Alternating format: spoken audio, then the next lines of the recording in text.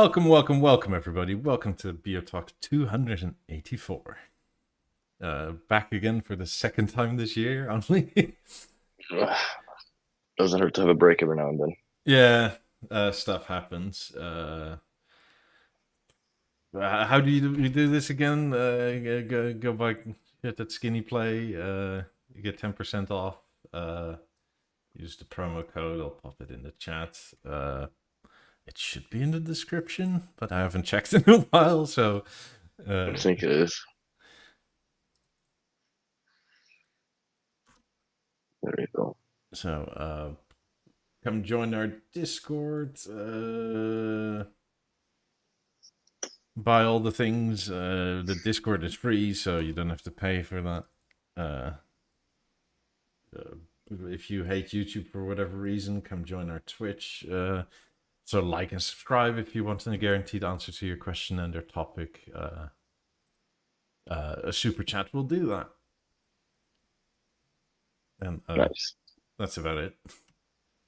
So, how was your time having a weekend off? Oh, it's slow in the shop. Like there's really nothing going on. So it's January, basically. It's January, so it is what it is. Not much happening.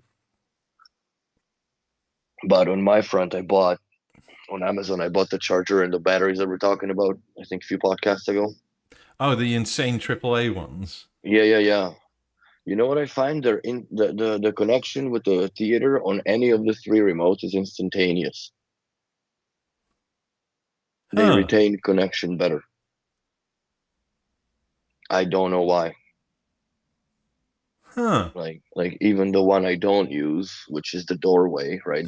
That one has two buttons that get pressed. It's the YouTube favorite or the standby, and it's fucking on all the time. Like even if you go up there and do volume control up and down, it's momentarily that they are both they're both connected. So maybe it is because the voltage output on that thing too. Yeah, but normally there's a chip for that, you'd think, but maybe the tolerance is a bit too tight. Could be. But like I said, I have nothing but positive feedback about those batteries so far. We'll see how long they last. But I could really care less how long they last with the charger. And the charger's sick, man. It shows like how much voltage the battery actually has during charging and after when it's charged. See, each dock bay shows what's it called? The percent and the percentage, the current status of the battery and everything, the health of it. So no, I'm very impressed. And it was like only like $65 charger, 8-port or 8-bay charger. Interesting, because in the last week I actually had a very slow remote. It's got to have something to do with the fucking batteries, man. Obviously. Yeah. But yeah, this is the guy. So, and it's USB-C powered. So I can just pop it into the B&O charger, right? The power transformer that they got, because it's got power. Yeah. It's got more than enough balls to feed this. And yeah, and then this thing just it works like a charm. I don't have any batteries because I just went like, once you have a hammer, everything looks like a nail. Yeah, what is it? X-Star VC8. Yeah, see. So obviously there's no batteries loaded in it, but you can see that for each dock there is. It tells you what battery type it also charges, if it's nickel metal hydride or lithium ion. It's not bad. Well, also their batteries, if I remember right, were like 1100 milliamp hour or something. No, these are 1200. Yeah, these are 1200 milliamp hours for AAA, which is a lot of juice in the battery. Which is like, dear Lord, that used to be in phones, if not still. Mm-hmm. So that's and that's in the one AAA. Yeah, I'm gonna buy the AA's as well, but for now I haven't really no need other than load them up into Lego. But the Lego is in the storage, so care less. Interesting. I left the Essence remotes on the Duracells because they last forever anyways. But The Essence remotes almost feel like they're charged by pressing. yeah, they really last a long time. Like I've been here what, year and something, and I didn't change the batteries on the remotes yet, or haven't changed them in the Essence remotes. In these, I've gone through already, like I would say 4 pairs in each remote. So buying the charger actually makes more sense when these die. And one thing that I don't like, that they should show in this remote what the battery level is, like in the menu. I'm not saying that it should be there, but it should show the battery percentage. Because the only way you can tell is in the product health center, when you are looking through the back end of the at the theater. It tells you what remotes are or what charge stage are they on. Yeah, because like there was a God, like if you pressed back even in the LG menu, it was like a good second and a half delay before something happened in the last week or so. Really? Yeah. Have you rebooted the remote? No, I did reboot the theater and it became faster, but there's still in the last week or so there was like a noticeable delay out of nowhere. Hmm. No, I'm quite impressed. I think they're, like, I would say they're better than putting Duracells in there. Well, also like these batteries are still from the Netherlands, I think, so I may be at that time, which is again you can't see where they are, right? Like it would be nice to have a percentage indicator of how much battery you have left. Hmm. But Hunter, I'm posting the links in what I got. I don't know if you can see it, but probably you should be able to see it. yeah, the X-Star VC8 with is it X-Star AAA batteries? Pricey batteries, but they're quite enormous for. Well, I think they're guaranteed to 10,000 charging cycles. Oh wow! I don't think it's 1,000. I think it's 10,000 charging cycles. When I was looking on their website or reading through the shit, so they're basically gonna be good for longer than maybe the charger will last. But even if it's 1,000 charging cycles, that's a lot. That's a lot of batteries you save money on basically over time buying them into the Yeah, they've gotten under really remotes. expensive, even at a place like Walmart. I was looking recently, and a pack of AAA batteries was like $25, For how many? 16? something like that. Yeah, they used to be much cheaper now. Like I buy the black Duracells. Well, I used to buy the black Duracells.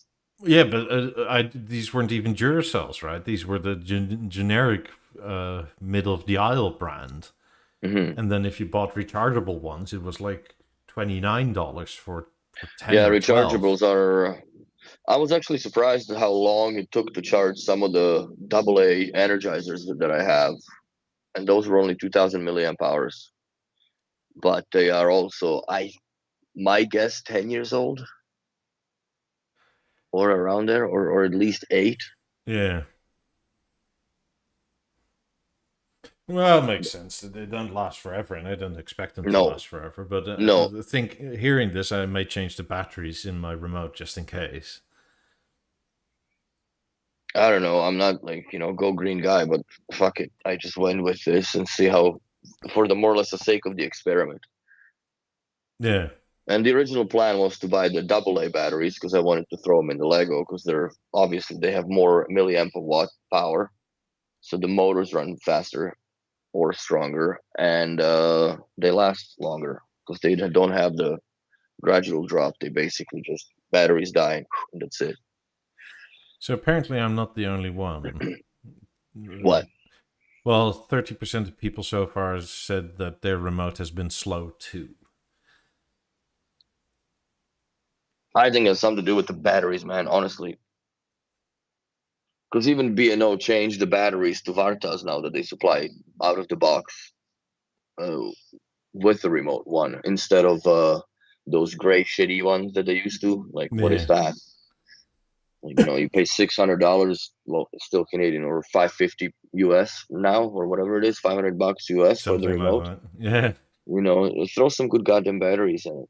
At least they are included. But Yeah, but even LG includes them in their plastic junk. yeah, what the heck is the? I would never remember the name of the batteries in the LG. Yeah, they're like, is it gray with an orange tip or something? No, they are orange. I forget what the heck they are when I look at them every day, They're more or so less. generic, but Mm-hmm. I mean, it They almost even makes you work. wonder: should we have remotes with double A's in them again? It'd be much thicker remote. That's one thing. I think I would leave it where it is. Just put charging prongs on it so you can charge it, or have B&O make their own proprietary battery. Like, you remember one of those like old mini disc players, like the portable ones that they Yeah, have a flat, like a gum pack battery. Like, if they made something on that side that but double A's or triple A's work, because the drill bits are for the machining are already fit for that. When if you're talking about putting them in, yeah, but if they still drain remotes much quicker than they ever used to, I think it's more or less the Mozart platform. It's nothing else, because I've never had that issue when I had the an Eclipse. Avant, Eclipse, Well, Harmony, right? Avant was IR, so Avant is different story. But a lot of people with Harmonies, they don't really have that much problem with the battery drainage. Also, the people that own stages, they don't have much problem with the battery drainage on the Bio Remote One. It's No, more or might be less, a remote one with my stage is still on its original batteries from like see. 2018 or something. So there is something, I think, that is running extra, or way too much, or way too frequently, and when it comes to, but still, it makes no sense, because even if you leave it for a while, sometimes it takes 3 seconds for the TV to respond from the remote Yeah. to reinitiate. So it's different now with those batteries inside, but it's still, it really depends how many remotes you have connected to the product as well, which one you use the most, because that one seems to be the priority as far as like the connectivity retention. Currently, I just have my theater connected to it. That's it. So No, I know, but I have 3 remotes connected to the theater, 4 with the Essence, right? yeah. It's fucking ridiculous.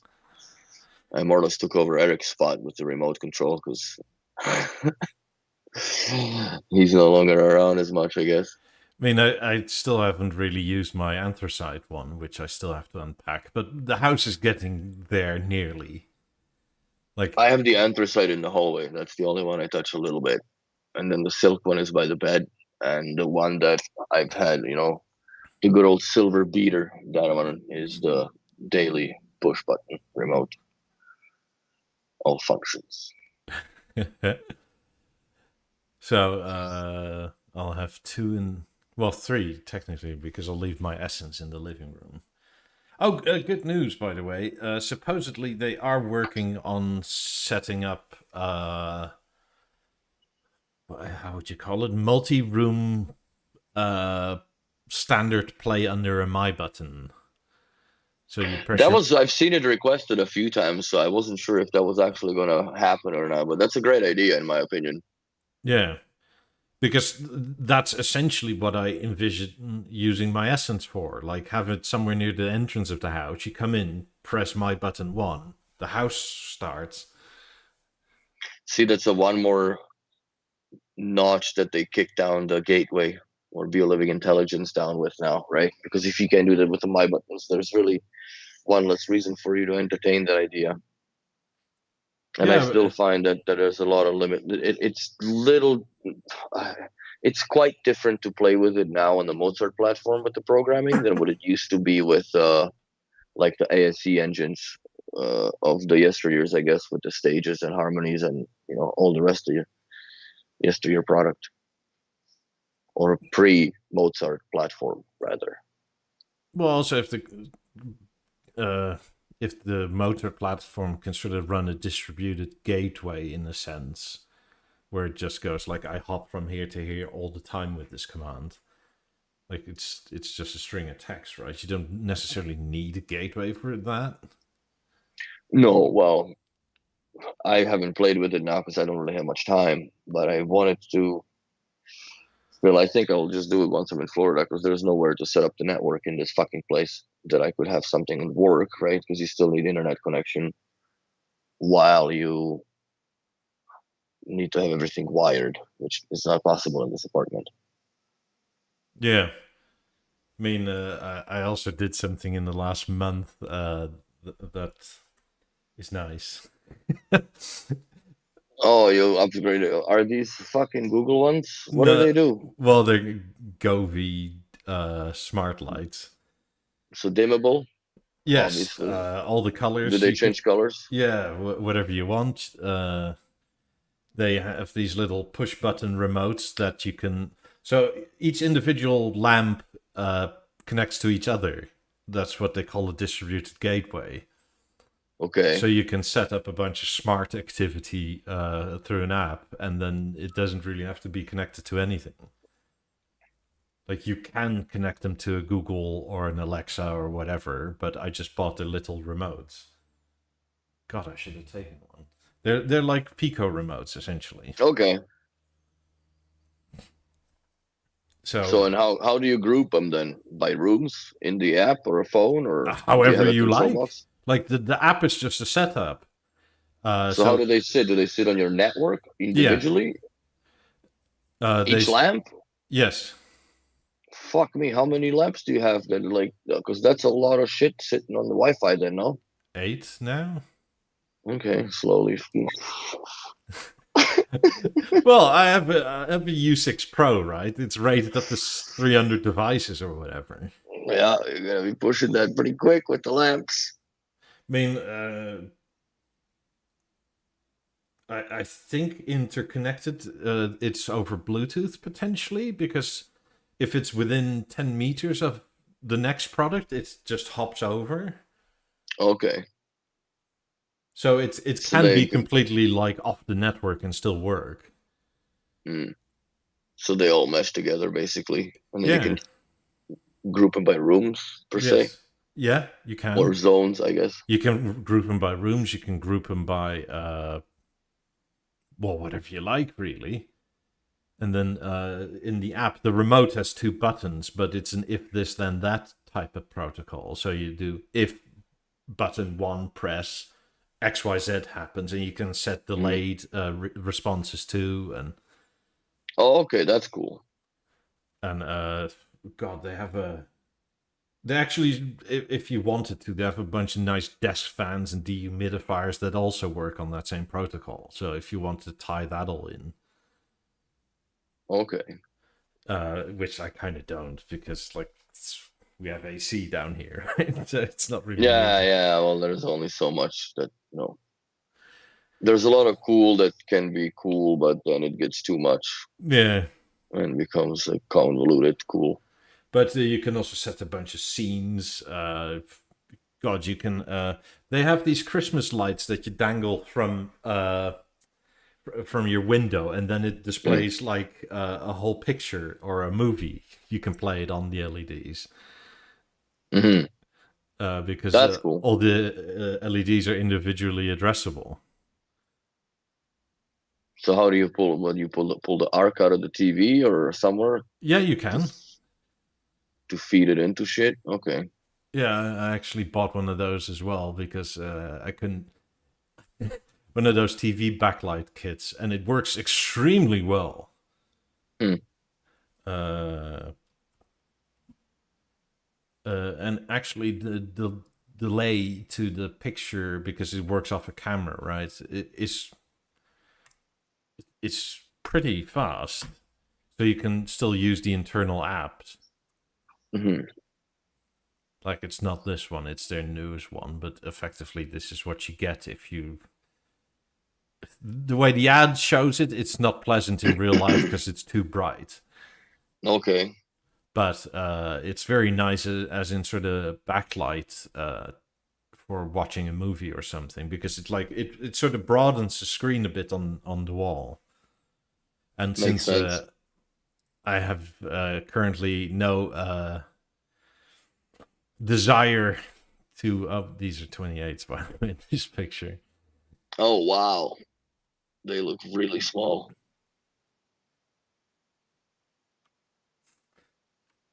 And I think they're scaled wrong or Photoshop. They're photoshopped pretty badly there. But yeah, so it actually, like, this camera will sense what's on the screen, and then all the individual LEDs around the back and the bottom can change with sort of Hmm. regions, but it also can tie in the rest of your lights in the room, which is kind of nice. So watching things like Band of Brothers is pretty intense with all the lights. Oh, I could imagine. Oh, for the explosions and fire. Yeah, like one of those 88 millimeter German guns firing, right? Like the whole room goes like yellow like that. That's sick. I mean, and even though it's a camera looking at the screen, the delay is not really noticeable. It's maybe noticeable for gaming, Hmm. but it's quite nice.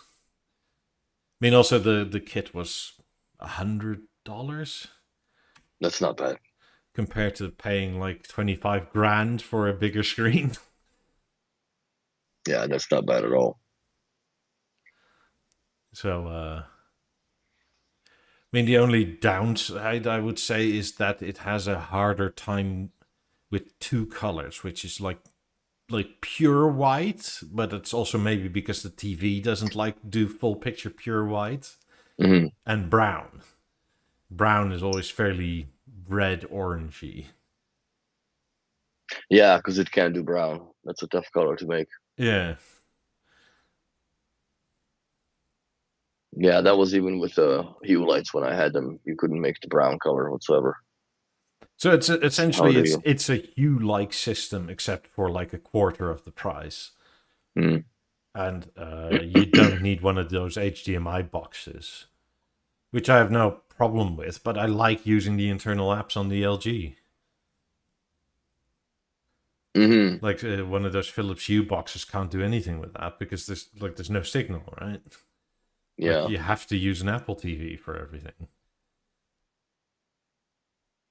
Oh, from because of the apps. Yeah, because it can't strip any uh, visual data from it. Yeah, yeah, yeah. Fair enough. So and since this looks at the screen and it's like there's fisheye lens in it and you have to do the correction, and it's kind of weird because you get these orange dots that you have to stick on on your screen. Oh, to measure? I have no idea Yeah, how that so even works. well, it's a fisheye lens, so everything's round, right? So you get this in Hmm. the app. You get a screenshot of the camera that's like looking down on your screen like that, and it looks Oh, like your screen is like curved like yeah, yeah, that. yeah, yeah, yeah. Okay. So you have to correct for that and what it should and shouldn't take into account for the color projection. Oh, I see. Fuck. That's what that was on the top of that screen, I guess, Yeah, with the that's a 28. camera that looks down. Oh, that makes sense. Yeah, I haven't seen that. Yeah, as a generic enthusiast says, Samsung has Hue Sync option for internal applications. Yeah, I wish LG had that, but since they don't, they lost a sale. Yeah, Oh well, you can still make it happen anyways, as you did. So. yeah. And what I especially like about the remotes and stuff is they take one of these was it CR2032 batteries, but they last for like a year and a half. Yeah, Burmester is the same. They have CR2032, two of them in their remote controls. That was pretty surprising when I first opened that remote. Like, oh, I don't have fucking batteries for this here For because some they didn't reason, those supply. CR30 2032s are really expensive here. Like, holy Yeah, shit, I they went to Walmart and it was like six for $18. yeah they're not cheap here. I mean, I I don't know remember why. in the Netherlands, I went to a store called The Action, which is sort of like an Aldi for Yeah. products, not food, right? And you'd get like 12 of them for €6. But what brand? Like some bullshit generic run of the mill. Yeah, but they last 2/3 of the time at least. Hmm. Yeah, here no, it's especially like the hearing aid batteries also are expensive. Depends on if you get to these smaller ones and shit. It's Mm-hmm. they do get pricey. So But and there's no rechargeables. a nice thing with like this, like the backlighting, it doesn't have to be on. You can also set that under the control buttons and stuff. Mm. So if you, I don't know, just want to watch golf, but your whole room doesn't have to be green, you just turn Mm. it off, right?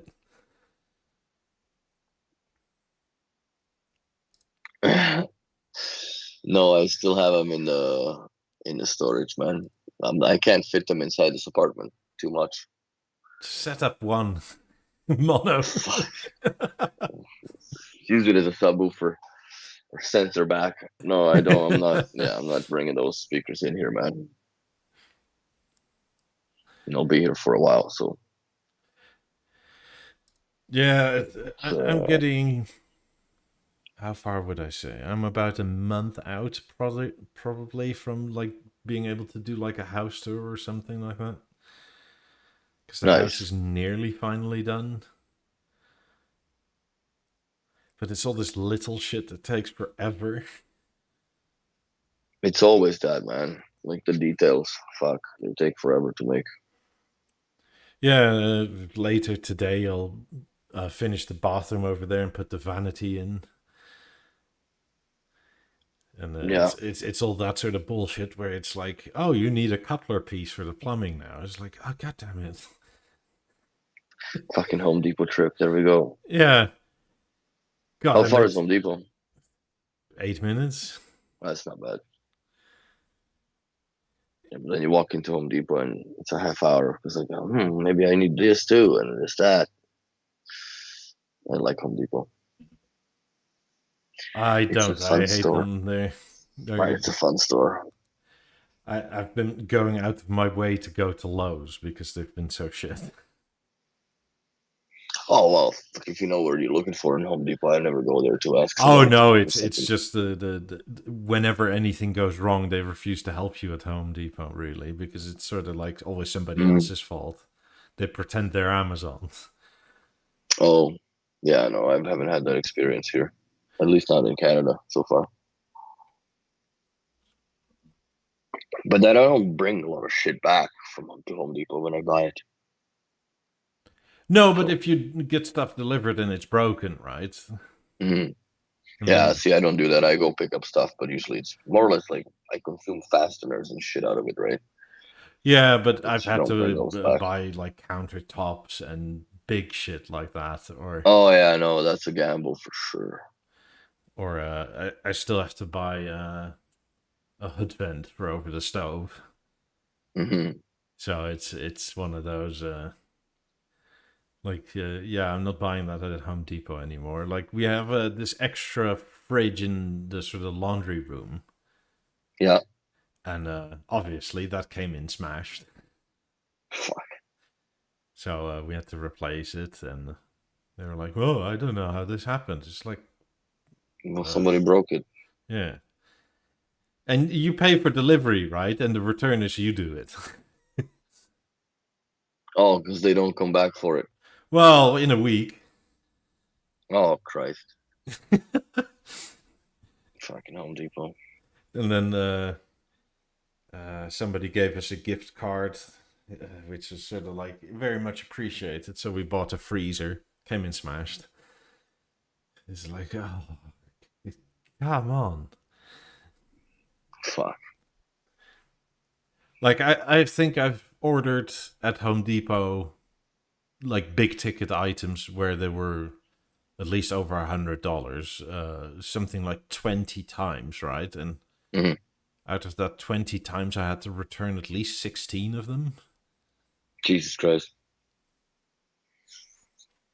Yeah, I don't play around with that. I just go buy tools. That's it. Yeah, I mean, it's That's the you only trust place I those. have to go for Milwaukee if I can't get it through other ways. Yeah, because Lowe's doesn't carry them. They got their own brands and whatever. Yeah, the Craftsman. Oh yeah, no, yeah. Is it Craftsman? Because I guess that's what Canadian Tire also carries here. As a Mastercraft. Sorry, no, they get Mastercraft, and So everybody's got their own, whatever brand in China that they're making. All comes from there, anyways. At the end of the day, yeah, it's probably the same freaking uh, commercial district that they all come out of. It's just different cases of plastics. One's red, one's yellow, one's black, one's blue. I guess teal. yeah, it's just literally dye in plastic. So I wonder when they're gonna update the app, because we're basically now pulling it to the end of January, and there was a talk, right, that the update is gonna have, or gonna commence rather, for the B&O app. It still crashes like there's nobody's business, man. Especially when you're doing On Android, or? yeah, but it's only like when I do remote access, right, which I do more or less daily if I'm working, because you always go and set shit up. It always crashes for some reason, especially pairing the new product. Oh, Ryobi, that's right. At least you can see that in the dark. I do have a power washer from Ryobi, and it's really tiny, but it's actually kind of good. For now. So, I've but had yeah, it for nearly a year, and it's fine. nearly a year. See, when the warranty gets out. Well, the thing is, it's lived Sealed outside off. for that year too, because I couldn't be bothered to take it in because it was on sale. It was like $90 or something. It's fucking Ryobi, anyways. Yeah, so, and I mean, it's been outside literally in the sun for a year, and it's still fine. Yeah, it's good. Because what was it? It puts out 1800 psi, and if you went to the 1900 psi model, that would be like double the price. Really? Yeah, and then you could go to 2500 psi, and then it was like $300. And it was like I don't need to blast the paint off my car. I just need to clean some stuff, right? Like if there's some crud on the floor, I don't need to strip the floor of everything. Yeah, 2500 psi. Well, you can still have a regulator on it, right? So Yeah, that's also loud as fuck to deal with that kind of pressure. plus, like we're literally talking about pressure washers like this big. Mm-hmm. Like it's really small. It's like a scorched car battery size. Fucking 2000 psi, or was it 1800. 1800? Yeah, that you can start cutting freaking wood fence with it. Yeah. So I mean, we have fences on the side from the neighbors, and they're all vinyl, so they go green over time with rain and backsplash. So I just use it to clean that sort of stuff, right? Mm-hmm. So far, my neighbors haven't asked to borrow anything. I go to my neighbors to borrow stuff. Did they come back to borrow it back, or go and bring it back? Well, they've been here for much longer, so they have everything. So every car in this sort of subdivision every house in this subdivision I live in has a 2-car garage. Mm-hmm. But there's only space for one car because one half is full of shit everywhere, right? Yeah, that's common in North America. I don't understand why people put up with that shit. I really don't understand it in Florida, because you get in your car and it's roasting even in winter. Yeah. Which I wouldn't have a problem with. It's winter now, but it's like 21 degrees. It's better to have a roasting car than a bone cold. Yeah. Any day of the week, I'll take it. And initially when we moved here, I didn't have anything other than I brought or could buy initially, right? Mm-hmm. And so I wanted to clear the gutters because for some reason the previous people never cleaned their gutters. So I asked to borrow a ladder from the neighbor, and then the neighbor was like, "You can keep it because I actually bought a new one." It's like, "Oh, sweet, thanks." Because I have a ladder, but it's like, God, it's like 6 foot, but the roof is like 12 foot, right? Oh, fuck yeah. No, so, you need to have something that reaches the gutters so you can actually like crawl up on it. So the first time I got up on the roof, I literally stood on the ladder and like grabbed myself and lifted myself on the roof like that. Yeah, that's not our best way to come back down, though. No, it's sort of like you're sort of like hanging, like my feet are touching this. This is gonna wobble. This is gonna be bad. That's where the fail videos come to play. Because somehow with Make you, ladders, you always fall on the ladder. You never fall next to the oh ladder. no, or your leg gets stuck and twists and shit, and it's. I haven't eaten a lot of shit out of the ladder, but a few times that I fell, yeah, it was not fun because you come down pretty hard and heavy. So Yeah, no. So my neighbors, all are great. Really, it's one of these neighborhoods where everybody waves to each other perpetually. So even if you see people outside you don't know, it's like hello. that's nice though, Yeah, because that's slowly dying off in Calgary or Calgary in Canada. And here it doesn't exist. Like Calgary, when I remember when I first moved in, people would talk or they wave when you let them in, merge or whatever in the traffic. Not anymore. And here in Montreal, no, the road rage is real over here. People don't got time and nerve and shit. But that's fun. Uh, question from Brendan. Any idea if Deezer Flow will be added to older products like the Harmony? I think that's not necessarily how it works. I think that's in the app that they have the code for, right? I don't know because I don't have any ASC products here and I haven't played with it, but I don't remember if there is if that color, the rainbow window is in the Deezer part of the on a Harmony or not. I'll have to check. Next time I'm in the shop, I'll check on it because I don't remember. Yeah, because in essence, it's just a code redirect. Yes, It's not a specific thing, right? Like the flow happens on Deezer's end, not on your end. Like you just connect exactly. to. Yeah, but that's the difference, I guess, with the flow. What I have in trouble with is picking flow. Because I understand that rainbow, but there's no real description to what the colors represent. Yeah. You kind of have to go by the feel, which it is what it is, but it's kind of silly in my opinion. Yeah, I also have to look on my M3. So yeah, Gerard, exactly. I was gonna check, but no, it's if you don't have the flow on M3 and M5, that's like it doesn't exist on the platform. The only way I guess you could do it on a Harmony is through the Deezer app that you download on the panel, which is completely different from the using the sound center and That the actually got an piano app. update in the last 2-3 weeks. Like that. Deezer on a TV. Yeah, because I was Okay. using that for a while, and that app hadn't had an update in like 18 months, if not longer. Oh, really? And initially it was okay, but if you skip more than 5 tracks, it would just completely freeze and lose network connection. Interesting. And it got an update, and now it's actually kind of good. It works as it should, kind of good. Yeah, my TV software updated 2 days ago or yesterday. I don't remember. I'm at 4.40 something software version I think on my mine G2. wanted to, and I haven't done it yet.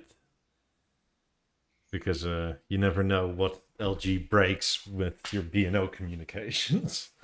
No, I can't say anything bad about the theater now. Like with the software, the 3.2.3.2 works fucking no problem. So far, I hadn't had issues whatsoever. But what I do need to do, I need to take the panel off and take the back panel off the LG screen and pat it because it is fucking, it rattles too much now. I don't know. With time, it loosened up or something, man. It's not that it loosened up. I think the problem was back then I had neighbors on both sides, which I don't anymore. So we're listening to watch movies like 65, 70 volume now.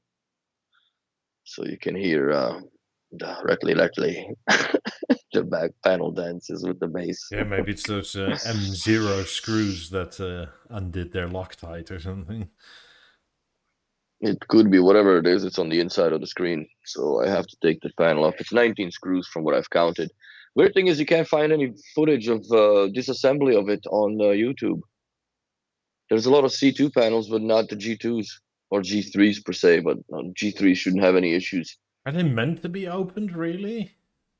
Well, they're meant to be serviced because there's fucking issues that they've had with I think it was the power supply module board, where the TV struggles to turn on.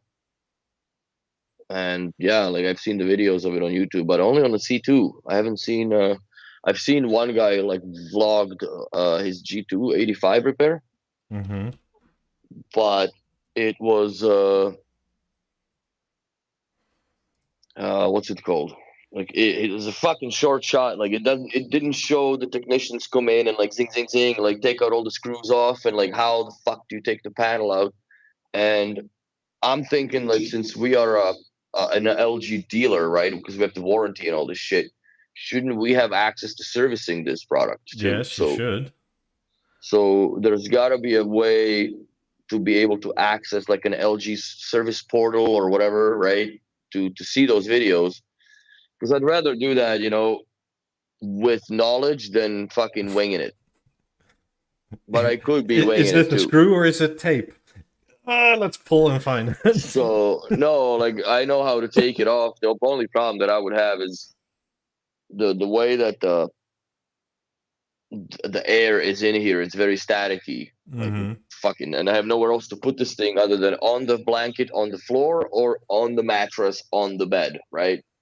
Which what's the worst of evils? So I have to get like one of those grounding mats, but the fucking screen's too big for the grounding mat. So how do you deal with the grounding mat? Do you put it on the? No, you get yourself one of these anti-static wristbands or ankle bracelets or whatever. Well, yeah, that comes with the mat that you plug into the ground of the wall socket, and then you're leashed to it.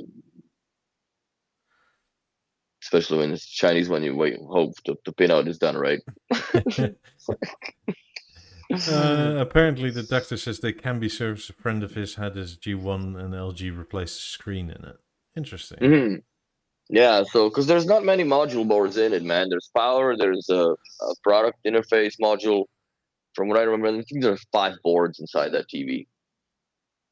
Input board, and then it's all tied up onto the back of the display, basically, and covered with a thing with a rattly ass cover. So I'm thinking of putting in, where the fuck did I put this now? Don't have it here. I have those, those pads, the silicone pads for like cooling and stuff. Yeah. Since I've tore apart so many Avants and shit, I got enough of those cooling pads. I'm thinking of taking a big one and just putting it where the boards are, where it vibrates the most, because that's non-conductive. So if it leans on the board, it doesn't damage anything, right? And that helps it to begin with, anyways. If I put it on the chip, and hopefully that'll stop the rattle, because it's only on the when you're standing behind the screen, it's on the right hand side. When you're standing in front of it, it's on the left hand side of the panel that this happens. It's right here. And on the back, like it's right where the fucking import board is. Yeah, that's where the rattle comes from. It's also the most hollow place that I've seen. Like when I was looking at the disassembly. Could also be like wires or something that are just like loose in there. It's the fucking panel dancing, man. Like you can hear it, like it rattles. Just get a 19 and then you won't have the rattle there. You'll have it elsewhere. I have an 11 on the back. Like it's not even that. Like it's still, it's gonna put out. Even if I put it with the 90s, like the center channel on its own will pump enough bass to rattle. Yeah. Like, so. I guess I don't have that problem. Yeah, it's only when it's just get that 3M tape, like a huge sheet of it, and stick it to the window. I thought about that. What's it called? The Tessa tape, like to actually line it with Tessa tape, which also is a solution or a plan. It'll be laborious, but then like you basically blanket the whole thing, so it's not going to have that much of a rattle. But yeah, there's not a screen I think there will be ever made, if it's not a B&O made screen, because obviously they would engineer for that shit. They're all gonna rattle, like at but then again, caveat to extreme listening volumes. Like it's, if you start juicing it good. You probably need a different type of suspension mechanism in some way, shape, or form for that to Yeah, not one would happen. think. Yeah, one would think. But how do you suspend that screen so it doesn't dance? You know what I mean? Well, I guess you can alter the I where guess the sort of. SMI sits on the theater pegs in the back, where that sits in rubber, and then the TV sits in rubber, right? Hmm. Because you don't need to take all vibration out, just the heavy stuff. Yes. Well, the heaviest stuff is the like, bro. If you're listening to it on like 70% volume, the fucking wings are moving, man. They're moving. Like they're not vibrating audibly, but like when you look at the reflection, that's why I turn off the lamps and shit. Because when you see the reflection of whatever on the floor, and then explosion or bass happens of some kind, it's just like you can see, just like the bass in the rear view mirror of your car, right? We all know how that looks like. So it's not that bothersome because it's whatever. That's just optics. But the acoustics of the rattle in the TV screen is now it's becoming disappointing and more or less annoying. Oh, maybe it's time for a G4 upgrade. Fuck that. I've had this TV for a year, man. It's a wonderful panel. Like that's the best TV I've ever had. Yeah. Compared to like I guess the last best TV that I've ever owned was the Avant, because I don't count the Eclipse as being that good, more or less because of the pain in the ass of the growing pains, right? Where theater also was a year of growing pains, but at least it sounds fucking great. Where Eclipse didn't, like, the stage will blow Eclipse off the, porch. Sad to say. Depends on how you use it, though. It's. On its own. Yeah. On its own, no problem, no way. But obviously, you have the opportunity to control stuff and hook up more stuff, and it is a fully blown. Well, it's one of the, I would say, the last B&O TVs if you get the original C10 panel, because the new ones basically take. But then again, you wouldn't have that issue because the drivers are nowhere near as powerful to actually have the rattle. Where these are fucking An Eclipse massive. Yeah. rattles. Does it? I never had my rattle. But I Oh guess I had yeah. 90s with it, so it didn't really do shite. On the cover plate from the floor stand goes like that. Really? Yeah. Hmm. I've had that a few times. Where it's like, where the fuck is that rattle? And it, like you put your hand on the floor stand and the rattle is gone. Interesting. No, I never had that problem with the rattle on the floor stand. But I mean, then it again, was I barely rare, ever obviously, used. because 90% of the time the 50s were on. But if they weren't, Yeah, I never listened to the TV on its own. I couldn't stomach it. I always had the 90s on. So, and got to the point where I didn't even have the TV on as far as the sound goes. It's just 90s playing. Because the imaging was spectacular. And I still miss them so much. interesting. I put up a poll like, if money is no object, my perfect speaker would be, and 57% of people say Beolab 90, 38% say Beolab 50, 5% say other brand. Still, What would be the other brand? I don't know, whatever you like, right? Like maybe some Focals or like those enormous Focal Grand Utopia Evo 3 whatever things. Mm-hmm. I mean, I personally think I would still answer 50s if money was no object, just for sheer size. And I slightly prefer the audio profile of 50s over 90s, though so I still adore 90s. Like I wouldn't complain if I had them. Mm-hmm. Should. But also, like, I don't know, maybe money's no object. Like if I won $1 billion tomorrow, I'm not sure I'd move. Like I'd keep the same house. Just buy a bunch of neighbors around and make a tennis court. I won't use it. No, I know. I already have too much to jam your 50s, motherfucker. Yeah, but with my new Windows now, I can jam them all as much as I want. Nice. Like I can probably make my ceiling crack. Yeah, 2 pairs of 50s, that's a pretty sickening system, bro. Plus 4 17s floating above. 6. 6 of them. Tabak. That's good. I mean, What do that you have them was set up as? So you have them all as ceilings? no front height, rear height, and surrounds. Okay. And do you have the theater also on the front height on the little dweebers or no? No, that is so pointless. Yeah, That is so pointless at that point. That's it is. like I replaced the front up firing height With the little 17. with 17s. It's kind of overkill. So no, and with new windows, it's like if, like I said, if I had $1 billion tomorrow, maybe I would sell one set in the 50s and get some 90s, but I wouldn't necessarily move. Mm. Like I'd probably hire somebody to fix the house. Maybe Yeah, I that's would the do the same. luxury I would spend on. Yeah. Because I currently just I'm doing it myself because I am cheaper than the people that you have to pay for It's here. not even about being cheaper, but the quality of work. I've seen it when I was in Florida for a little bit. It's not the greatest, and also here in Montreal, it's not the greatest. And trades are very hard to come by, and look, and if you get a good one, they're very expensive, which to their benefit. But it's a struggle, man, with labor. Even like when we were talking with my friend Nathan having a cigar over the weekend, he's in Calgary, right? And they have like there's job postings everywhere for everything because people just don't want to do physical labor anymore. Newer generation strives more or less to become famous on TikTok and being an influencer of some Yeah, kind. but is it also the price?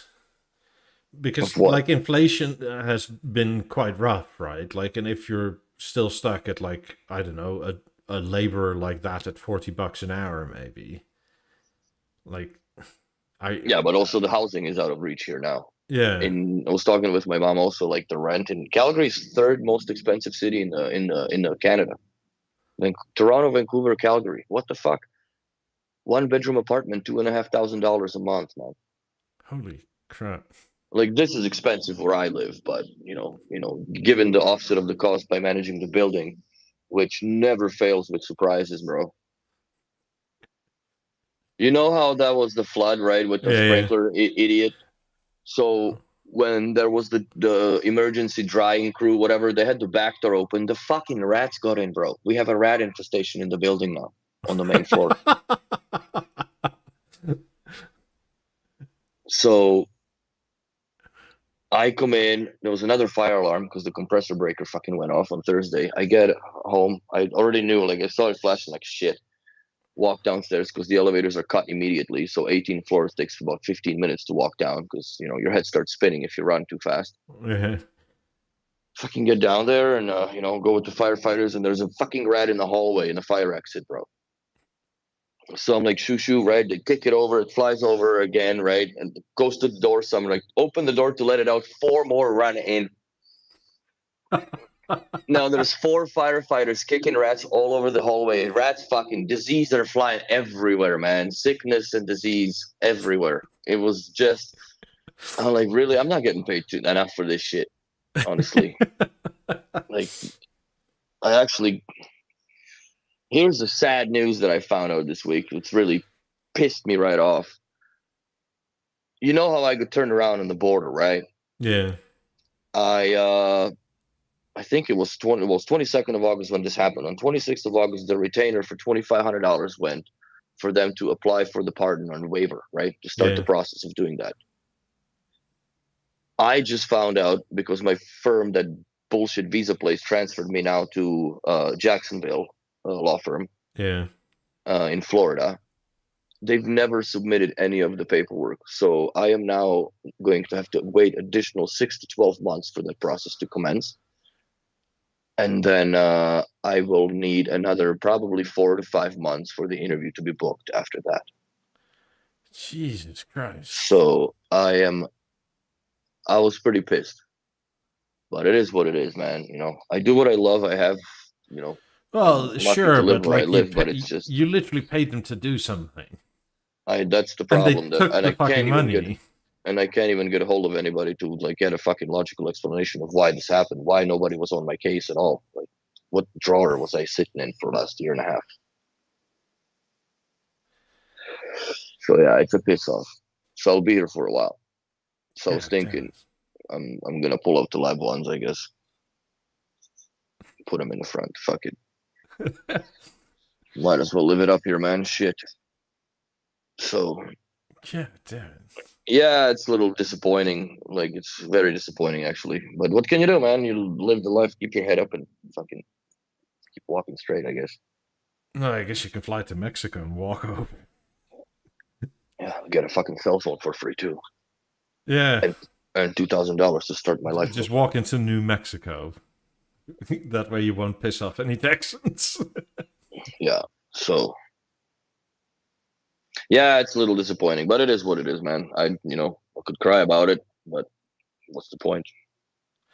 Yeah, yeah. That's annoying. Yeah. So I'm gonna be here for a while, but it is what it is. Anyways, I don't know that's if about you've it been for the on. sad news. Discord? No, not really necessarily at all. Recently, I haven't had a chance to sit. Because Stefan went to the Miami store. And Yeah. I saw that. He sent me the pics of it. I don't think it was. I think it was through Instagram or something. I've seen the footage. Pretty nice. They got the 90s with the 50s in the rear. yeah, it's smaller than I thought it would be. Yeah. It's a very small store. It's not much to it, but it's cute. It's cozy. Where did it go? Because he made a YouTube video.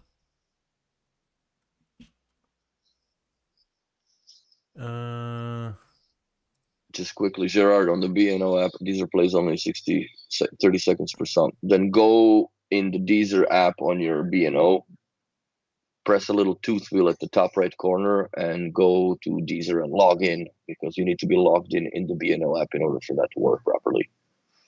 And if you are, maybe just uninstall and reinstall the app and start over. Log into the BNO app and log into the Deezer, and it should fix the problem. But you need to log into that. Otherwise, it's going to be 30 seconds a pop.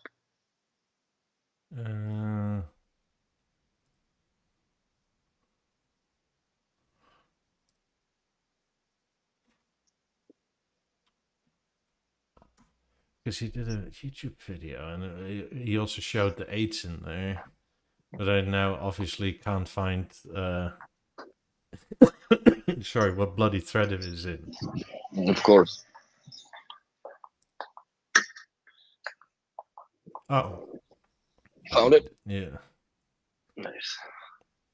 Yeah, if you're logged in, just log back out or reinstall the app and go back into it, man. That's just the only thing that there's something hung up in your account that doesn't work properly. But that's what I would do before even bothering restarting the app. Just uninstall the BNO app, reinstall it on your phone, log in, and that's it.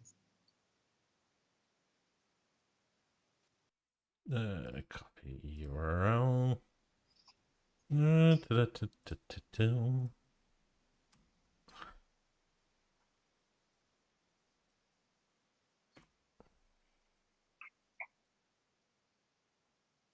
That's gonna tremble in there with that much power in a room that size.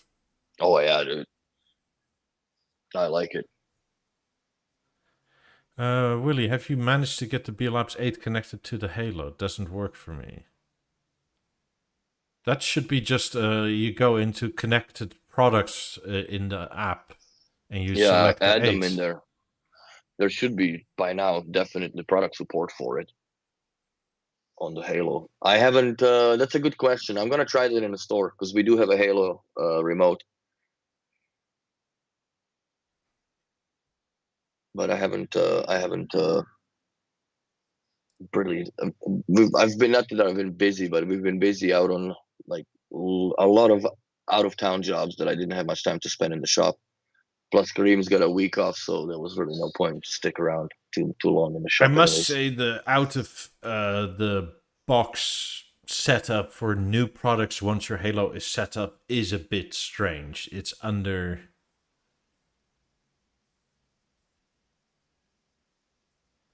Wait, I see them. They show up as unconnected, not available.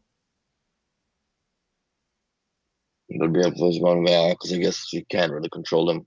If you don't have a Beo Remote 1, yeah, you're kind of pretty much SLO right now. But that's something that maybe reported in the app as well to the BNO, because they should be working. Wait, Tom, are they connected to like a BioVision of some kind? Is that on at the same time? Yeah, that's another thing. Are they in WiSA mode or are they in PowerLink or like stereo paired? Yeah. Because if you have them part of the TV, then you should just control the Halo, the TV with the Halo, and then make yourself a different speaker presets, I guess, or wrist listening. Yeah, then they're never gonna work on their own, bro, because they're power linked. Unless you have them the power link turned off, which means you're not using the Eclipse, and then you stereo pair them, and then you could connect a Halo to them. But the way that it's set up right now, you're as soon as the TV is on, you are not going to be able to control those speakers So because they cut off the. So, in other words, if the TV is on and they have the BeoLab 8 in the speaker group, they go into what is by us referred to as PowerLink mode. It drops the whole Mozart platform of connectivity because it just becomes a A semi-dumb dumb speaker. Yeah, It's just a dumb speaker. but that's in the hierarchy of connections as well. So if you turn your TV off or they are out of that speaker group, like let's say just the Eclipse or whatever, They won't turn off because if you have them set to eco mode, then the power link will cut off the speakers that are not being used in the current speaker group. But if they're in WiSA, they will not be available until the TV is turned off. yes. So it's I would definitely look into it as set them as a separate speaker group with PowerLink. You can also go to the menu of the speaker group under the advanced settings, and you can change the redirection levels for the bass, Yeah. because that probably also has a little bit of effect on it. But they will sound different, yeah. That's why I kind of don't, it's the same as 28s. There are two different speakers in one, because when you connect them with the theater, they sound proper, in my opinion. But when they're on their own, they're way too boomy. They just run away from themselves as far as the bass control I had is. the same But with the 28s and the Harmony. I liked it much more over PowerLink than on their own. yes, I mean, they sounded good. They just sounded very different, and I think it's most pronounced with 28s. Like the 8s them seem to be a bit more, not as dramatic between the two sort of modes. mm-hmm. But the 28s are like night and day difference. It's like, Yeah, they're very different. It's either a BeoLab or it's a Beats by Dre kind of thing. Pretty much, yeah. They really have a lot of bass on the bottom. So, but if you want to connect your Halo to it, yeah, they have to not be connected to your Eclipse because they mm-hmm. drop every other connection. Yes. Same with WiSA, they just disconnect. Even the stereo pairing stops working. They just become a WiSA speaker. They still retain the calibration that they had done as far as their self calibration, but it doesn't. There is no volume control. There's no source selection. There's nothing, and they're not available.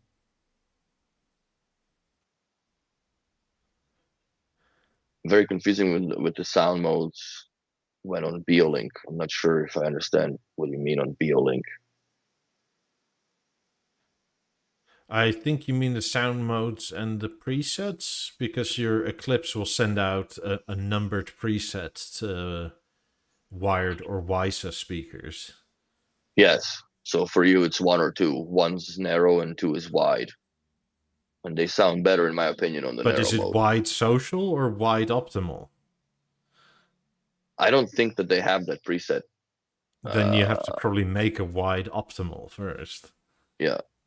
And adjust the number accordingly in your Eclipse. Like this is again something where they literally don't tell you enough about speakers in the manuals. Hmm. Like you have all these options, but nobody tells you what they do. Or how to do it so it sets it up properly, so they definitely stick to the same sound profile, basically, alone or not. Yeah,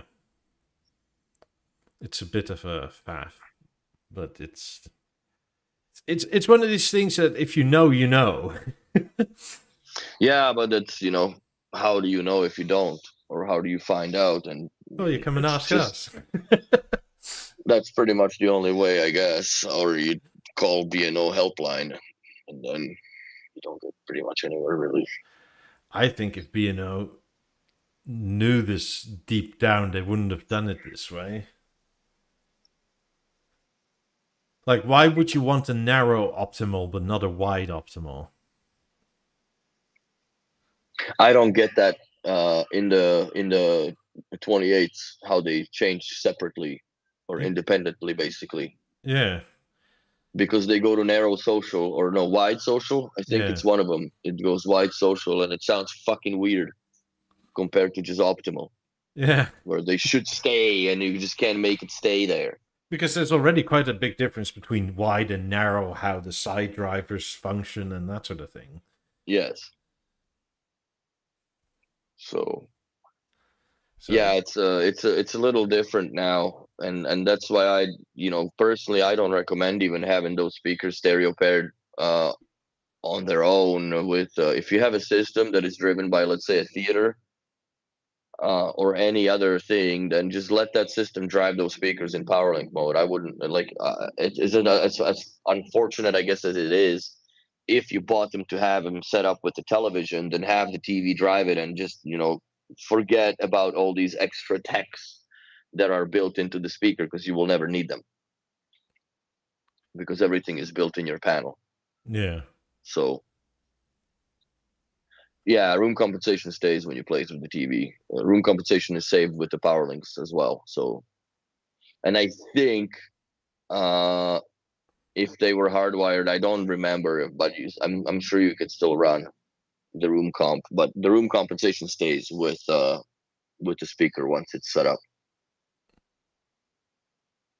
And when you have a theater, eventually you'll have room compensation over room compensation. Yeah, you run the 28s or 8s first, and then once Bec- they correct themselves, then you let the theater correct everything together up to 10,000 hertz. It makes a yeah, big difference. because the 8s or 28s are for the speaker in a specific room, and then the theater does for a specific spot in the room. Yes. But yeah, they make a big difference. You know what's weird, man? I went to the storage locker. It was fucking cold, man. It was like minus 15. I had the car running the entire time. 10 minutes in the locker and 10 minutes in the car. I don't recall nor remember if I sold my BeoLab 4s or not. I cannot find them in the storage. I couldn't find my Moment, and I couldn't find the BeoSound 1. I don't know where the fuck. Like I've dumped more or less almost all of the trailer out that I could. There's only one place that I would have stuffed it, was the B&O cabinet, which is like all wrapped up, and I haven't had a chance to mess with it yet. But I'm still on the quest to find my Lab 4s, and maybe even plug those in here for the shits and giggles. We did the other day, no, yesterday actually, we did a comparison.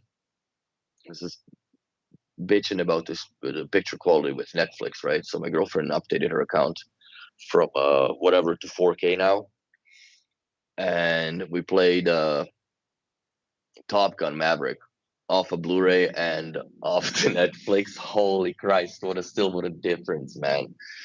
So she understands now that, like, what you're paying is really not what you're getting in those streaming services, especially if you're like in my apartment where it's on the Wi-Fi. So Yeah, well, are you though? what?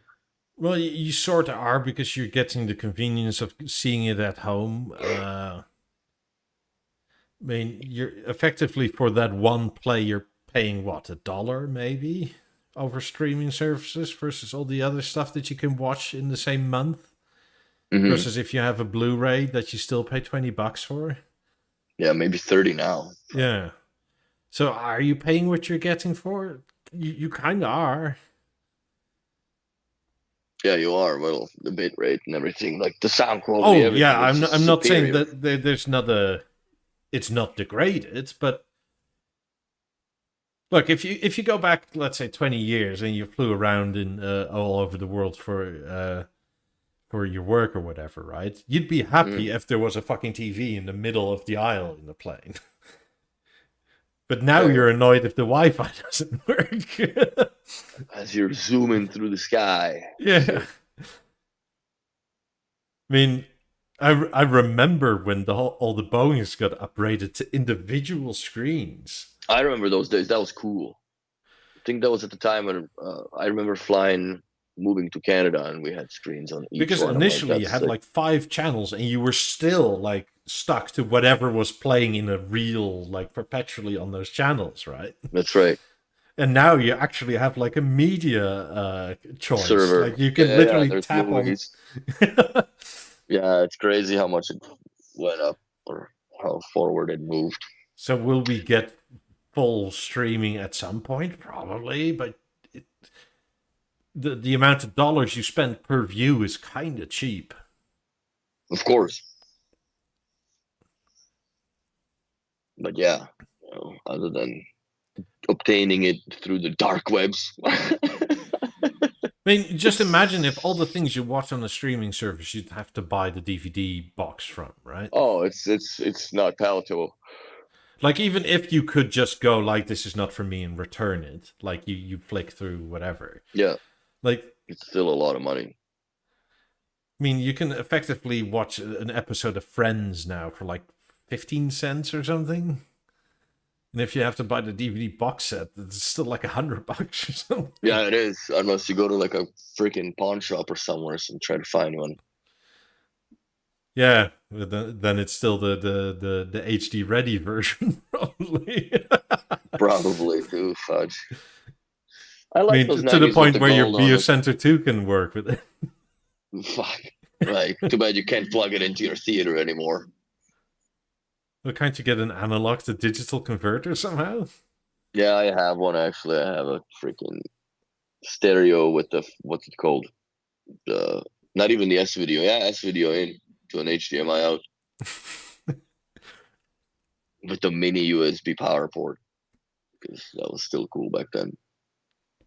I wonder if those 90s have the white or silver inserts in between, because it's really hard to tell from this angle. They look like they're white. Yeah. I like the Carowns. I like the golden touch. They could be silver. I think these are the gold ones. But yeah, they're nice. It's the only speaker that B&O makes in gold that I actually don't hate. Because there's not enough gold in it. That's why. Yeah. But the 50s in gold are like god too awful. much, man. No, they're too much for me. Some people like them, and I've, even the gold theaters that I've done, one of them, two. I think one that I know for sure, the one is on the podcast intro, but I haven't really done many of those. People always stick to Anthracite. Now is starting to become a little bit more popular, but unfortunately, like the theater absolutely killed the sales of the Harmony for us here. We haven't sold a Harmony in a year. I'm kind of not surprised. No, neither am I. Like, yes, it's nice to have the mechanical movement, but then a lot of people trade the tech for the movement, right? I mean, the Plus Harmony is power. now for a very specific person. Like, you don't want any quirks, that sort of thing. You need that real estate back when it's off. Yeah. You adore it in terms of looks. You don't want a universal panel. You don't. I mean, sorry to say, you're not that into the power of it because you use it as people used to use a TV. Mm-hmm. The Harmony still has a great sound on its own. I have to give it that. Oh yeah, but it's. Oh, it's more suited for regular cable TV watching, right? Yes. Like it's more like I just want to watch some golf news, something not very dynamic. Burn your screen with the BBC Business News. Yeah, stuff like that. Like there's no point in like having that extra oomph for the CNN change Yeah. between programs like hit you any harder. No, that's fair. But they still, I don't know. They should have towed in the speakers. The 90s should have been towed in my opinion, because they're kind of shooting straight forward. The room is kind of too small for 90s almost. Oh, it's almost like my old apartment was. This is what I would have looked like. Old power as fuck. If I put the 50s in the back, they would have to be even closer too. I'd be so retarded. Oh my god, that would be cool though. Though I do think this is this an 83 or a 97? It looks like an 83. No, Or that's a maybe 97, I think, bro. That's a big ass panel compared to the 90s, because 90s make it look. Yeah, I think it's a 93 or 87, whatever the heck it is. 83. Yeah, Could be 83 83. or 97. I don't think that's 97, but I could be wrong. hmm Because a 97 is like 2 meters wide. hmm Like a 97 is like 390s wide almost. And this is more like 2 and a bit. Yeah. Yeah, the speaker should have been towed in, bro. Yeah, the old shop was right across the street from it on that side behind it. I'm not a fan of those gold 28s with the white topo. I like it Yeah. more with the white taupe, but I still don't like No, like for me it's especially the gold. it's the color of the gold, man. I'm not. I've never been fan. I never will be. It's not my And a like cup the of tea at 28s all. aren't like the 50s are much worse in gold in my opinion. Oh, it's way too much of it. It's way too much of it. But I like the 50s in silver, natural. Put the Mercedes girls just like yours, and that's it. I also like the anthracite 50s, though I do think they'll date faster. Nah, I don't. I think they've got basically the same chance as the silver ones. All the other stuff will definitely go. Is there a way to get Apple Music to preset button on modern B&O gear? No, Apple No, won't allow that. yeah, it's not possible. Apple doesn't share its stuff with anybody unless they buy Yeah, you. exactly. And then they claim that everything that you've discovered they've invented. But no, there is no way to do that. Maybe through the Bio Living Intelligence or the home, whatever that thing is, that home controller, where you can write maybe a script to the fucking shortcuts on the Apple, like the Apple Yeah, but shortcuts, then you whatever. probably need one of these home pods somewhere. Yeah, that's probably what you would need. But I don't know how far you want to venture in experimenting with that, but I guess you can always bring that HomePod back. Is there a way to get uh Apple music into like a Twonky server or something like that? Because if so, then you could potentially do it. But Yeah, it's I have not no very idea. straightforward. No, I don't. I don't dabble with Apple Music. I've been on Deezer for a long time, Also, I think I so I read just. somewhere that Apple now does some mastering to most of their music on that they have on their platform themselves. Hmm. So it's almost like Apple gets the final say on how the music sounds, not the artist, which is kind of That's weird. I'm not sure it's entirely done, or maybe it's corrections and it's not necessarily altering the mastering, but Probably run some goofy algorithm over top of it. yeah. Yeah, there is no way to put iTunes in the B&O app either, man. Like if you're doing Apple, you're basically stuck with AirPlay environment, and that's it. And you use it like any other AirPlay device, from any other manufacturer. But yeah, iTunes, Apple Music, and all that, you can have basically the same link experience through the Apple. If you group the speakers together, you have the group volume control and so on and so forth. It's a little more cumbersome, I do have to admit, but it's still doable. The only way to do it is if you download the files and put those in a different server. Put them on a server, yes. On like then you can Plex or something like that. Because then you can do them with a DLNA. Yeah. You can assign the DLNA server on through the app, so it'll pull all that music. But otherwise, no. So I like the 8s. They are fantastic speakers, bro. I'm not sure I need any. I kind of want to buy some, but I have literally no need for it. Yeah, not with 2 pairs of 50s, you don't. Well, I mean, I'm still like slowly looking at putting a BeoVision of some sort in the bedroom. Mm-hmm. Just because I have a set of 18s now that go unused. Oh. Yeah. So I might just I definitely go full surround in the bedroom.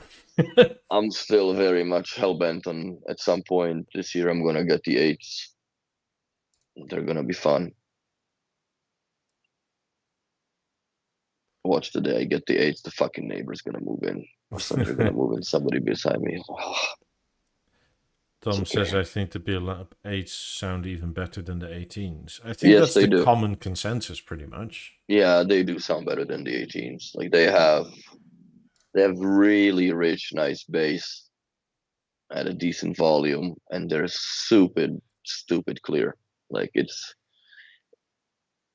they have the precision, more or less, or the surgical precision of the BeoLab ones back in the day, but way better as far as the DSP inside. It's much better than anything so far that they had done from a small speaker. They steamroll the 17s. They lap 3s don't even come ankle deep really anymore. 18s are under a big threat from them. And I would almost say, or dare to say, that 28s are under a pretty big threat from them. Because for the amount of money that you have to spend on one set of 28s, you could buy a core, 4 pairs or 2 pairs of 8s and a subwoofer. Yeah. Close to. Yeah, it's kind of the same with 50s, though. You can buy 4 28s and like what is it, a theater, probably? Or used to be able to for the price of 50s. Yeah, we've done that before, Tom, where we put the BeoLab 8s with the 19. It's obviously only happened a few times now because they're brand new speakers, and so far,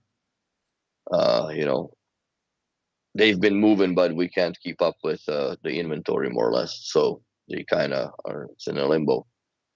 But when you do that with the 8s, you do have to have a core and or preferably a WiSA transmitter. Or BeoVision. Or a BeoVision, yeah. But if you're doing just a stereo setup, I would do them with the transmitter. So then if you put them to 2.1, there's a proper 120 hertz crossover from the speakers to the subwoofer, and it's just gonna sound sick. So that's my take on adding the BeoLab. We've talked about it a few podcasts ago as well, that there's no ability really for you to add a subwoofer to the, let's say, BeoLab 8 stereo setup unless you introduce a core and so on and so forth. Well, the default frequency is 120 hertz, but yeah, I'm with Mikey, 90s or so. I run the theater at 90 hertz, I believe, maybe 95. Let me Depends on see. your I'll tell room a you. bit. Depends. Yeah, it depends on your room, but I think I'm on the 90s as well The that I default of have. 120 is not bad. No, but depends on how much time you have on your hands to play with the system. Then it Also, makes it. how much do you like the bass out of your 8s, 18s, whatever else, versus the bass out of the 19? Like, do you just want the filler from the 19, or do you want the full fat experience of the 19? Oh, I'm down to 40 hertz on my sofa. Maybe I'll put it up a little bit. It's at a 19. No, I have 11 over here. I know it's fucking laughable, but who cares? I like Whoomp, that subwoofer, man. whoomp, whoomp. You know what? Behind the sofa, immediately behind you, it makes a lot of difference. And it, applies that string theory where it stretches the bass response throughout the room a little better. It gives her that special tingle. Yeah, it does. And it's good. I like it. I like that subwoofer. I know it's had its times and whatever, but you know what? Replacement amplifier chassis, it's not that expensive to replace for me, I guess. So I'm keeping it. I'm actually thinking of ordering the silver shells for the bloody thing, just to match them with the 18s and the theater and all this shit.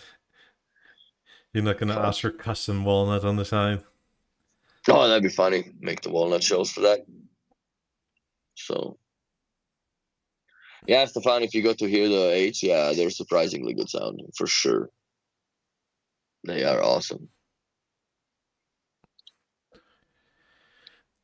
Yeah, like I said, I'm not entirely... Like, I like them enough to want to buy them, but I have literally no need for them at all. Mm-hmm. Like, where would I put them? Because I think they're kind of wasted on the ceiling most of the time.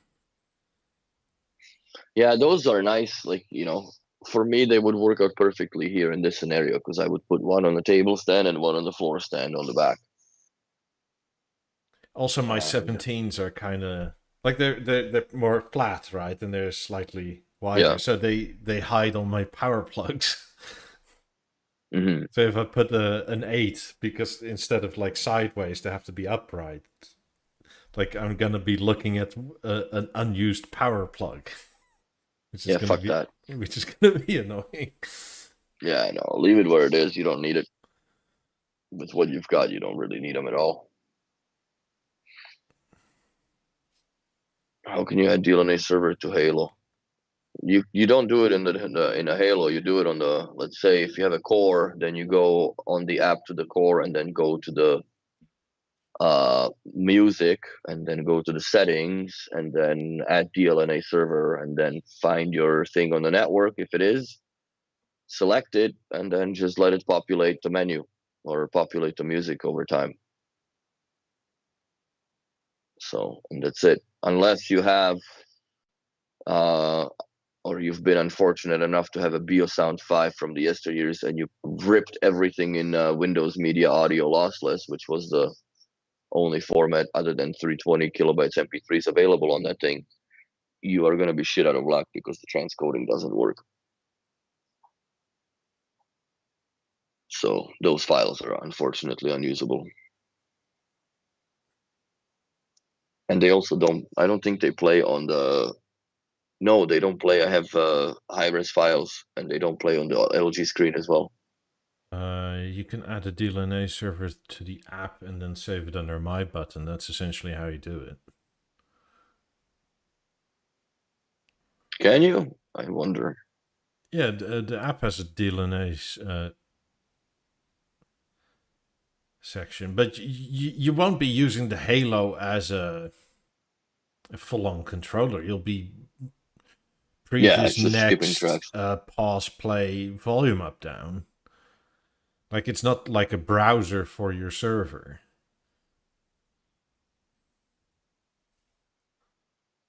Okay, so I added my computer as a DLNA server. Let's just open the app. Closed it. Yeah, Stefan, we're selling quite a bit of 8s. It's just the problem is that we don't have stock available. Anthracite are coming in March and shit. So yeah, it's a little bit sad. Still a bit out. Yeah. Okay, so let's go to home and let's go to my button, let's say.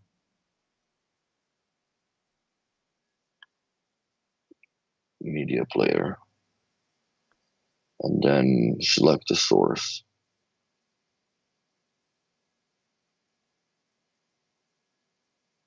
When casting from another device. I don't have DLNA as an option to add.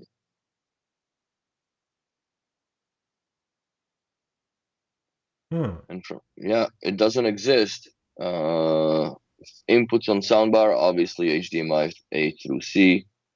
And then I got the installed apps, blah, blah, blah. And then when casting from another device, I got BNO Radio, Deezer, Line In, and Spotify Connect, and USB-C.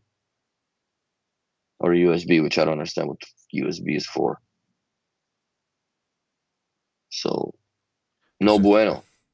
Can you start it on the product itself through the app without saving it as such? Yeah, I just don't have any music on my phone. I mean, on my computer. That's the only sad because part. Maybe then you can just hold down the My button. Yeah, but I don't think that it's gonna work. It's the same as you can't put photo or art gallery as a My button, anyways, or within the LG screen. So I don't know. Maybe it might work. Maybe it doesn't. But I don't have any music on my thing, so I can't select it to play. One other thing that makes it hard to answer is that the app is so all over the place at the moment. Yeah, it's still a little bit of a mess, I would say, unfortunately, especially with the disconnect between certain products as far as the appearance of the app. Yeah, it's completely different. Theater looks different to the Emerge in my bathroom, and like it's just I like that we complain about the battery pack. Now it's like a huge freaking logo on the top of let's say BeoSound A5. It's got a big battery indicator now, which I like. It looks cool. So yeah, not much else. But yeah, I just got love a those. beta app update. I actually have to look if they changed over the whole My button thing Layout. yet. Not on a theater, but I am in the beta program of this app too, unfortunately. Because I got updated to 5.7, I think. The app. Just maybe. Where does that show you? Let me have a look. I don't see it. It's gonna be somewhere under the user settings, I guess, right? About, yeah.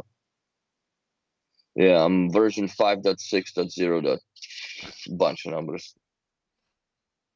Yeah, that's my version of the app. I'm version 5.7.0.2. No, I'm not that version, so I don't know if I can. I can't update it from.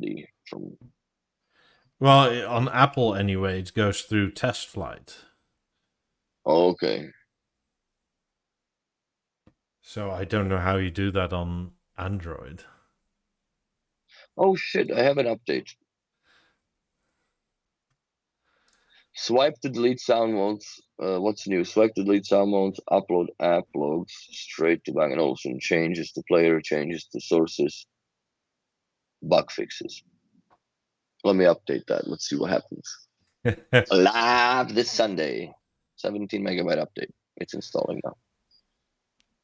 These are updated too. All kinds of shit updated. It's kind of funny. Like I asked, in my room, I can easily fit Build Up 90s, 50s, 28, 18s, right? Mm-hmm. And if money was no object, a lot of people seemingly would have to move first because there were like 3 times the amount of people that said if money is no object, I would buy 90s. But it doesn't fit. You'd have to move first.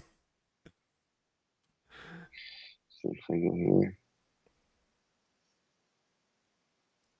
I can't delete shit. Okay. Where is that? Maybe on the emerge?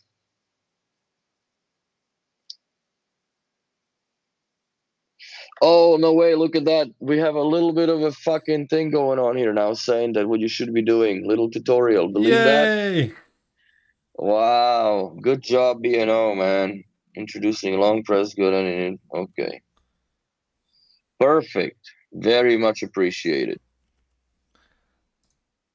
Very much appreciated.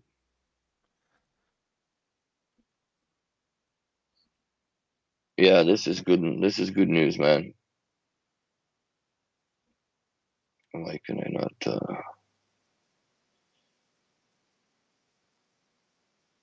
Start some flow. Okay, there we go. No, I do like it. What else to change? Yes! They listened! Thank you, Mr. Anderson. What else they changed? Next time we speak, I'll have to thank you in person. For sure. Let's go to... Because that, again, mode. that was one of those things when you know, right? But like if you were new to something and you had the other product where it wasn't like that, like how the hell were you supposed to know? This is cool, but I don't understand the swipe to delete sound modes. It doesn't work on either or. So, but no, so far I'm really liking this. I'm really liking this.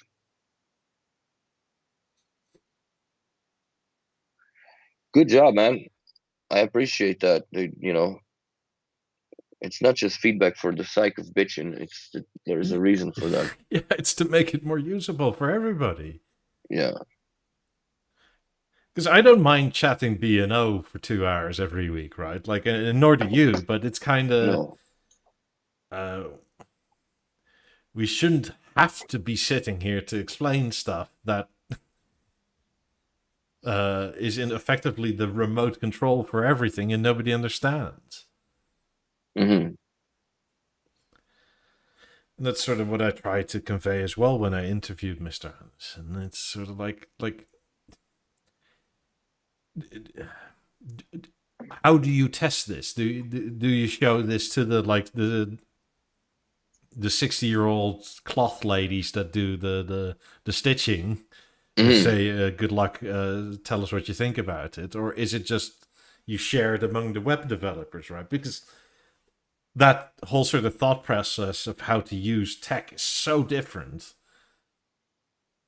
Oh yeah. Like if you're an IT guy, a lot of this stuff will make probably sense because you look at it in a certain way of building software. Mm-hmm. But I don't know, let's say you're a carpenter.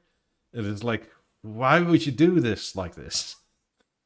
Well, like, for me, I don't build no software. I'm with this shit every day for last 30 years more or less, and I still have problems when it comes out. Like, okay, what the hell do you do now? Okay, oh, this changed. But no, that was very much appreciated that they actually did. Here's what you need to do. Very nice. And I bet you it didn't take that long to do for them to make that little tutorial slideshow.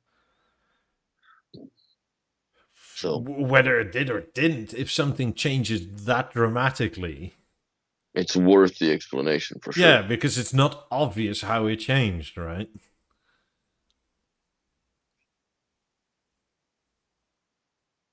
House 8s are definitely, they're gonna start moving more than 18s in here for sure, because they are acoustically, I think they're much better bang for their buck, no pun intended.